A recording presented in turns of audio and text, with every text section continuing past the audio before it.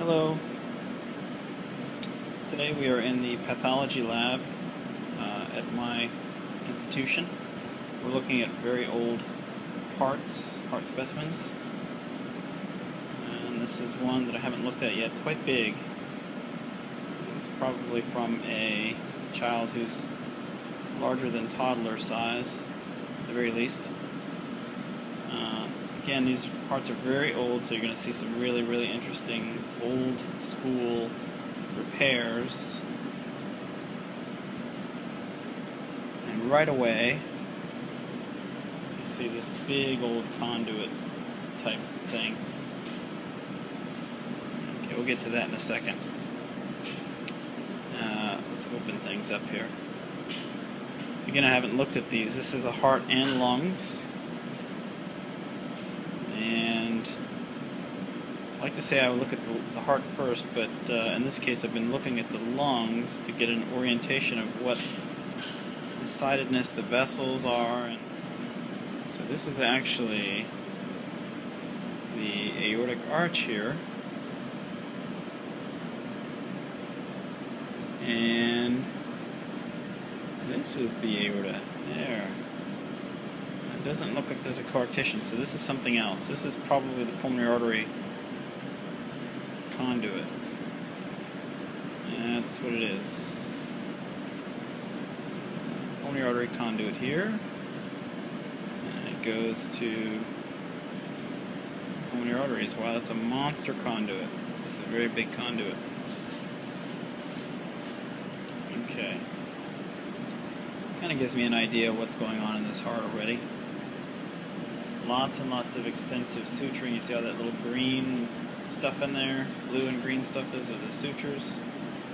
This heart's had plenty of surgery. Again, suture lines here. It's a pulmonary artery conduit.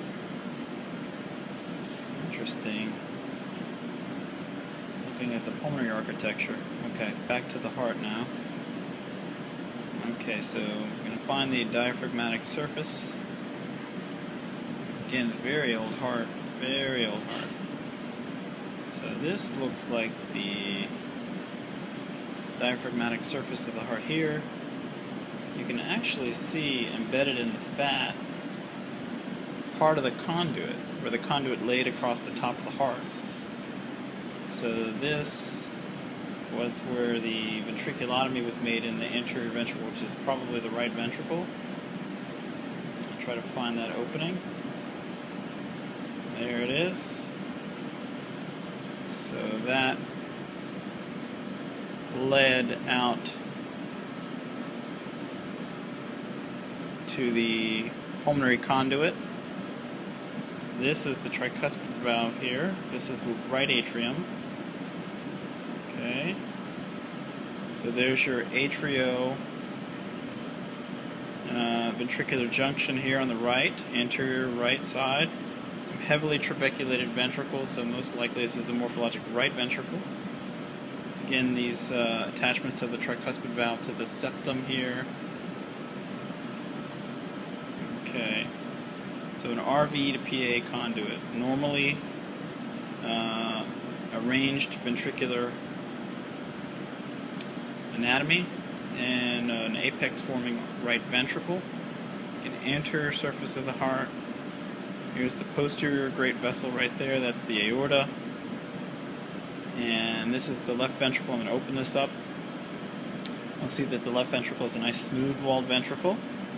Here's the mitral valve. You have these papillary muscles, distinct papillary muscles near the apex, it's several. And a smooth surface of the septum. There's a large VSD here. Right there.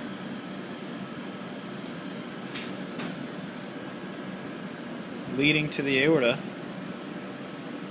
And you can't see it. This is actually a VSD patch that has been endothelialized. Right here. So if you look in here in the subaortic region, and I don't want to break this heart, that was the old VSD This is the VSD here. This is the baffled patch to this aortic valve, which, when you look at it, this aorta comes from the right ventricle. You can see that the patch here, if this patch wasn't here, the right ventricle would open up into the aorta. So this is a double outlet right ventricle. Again, the diaphragmatic surface of the heart, huge ventriculotomy, huge conduit coming out of the front of the heart. This is the aorta, which was over the right ventricle. You can actually see some of the left atrium here. There. And this is the right atrium back here. Right atrial appendage. Here and here. And this led, to the tricuspid valve, again leading into the right ventricle. This left atrium led through the mitral valve into the left ventricle. Aorta baffled from the right ventricle over to the left ventricle. And VSD closed here again. It's been here, I guess, a successful repair because it's endothelialized quite a bit, so this patient probably lived to their pre-teen years with his heart and lungs, and obviously expired, unless they got a heart-lung transplant, which I doubt. Very, very interesting.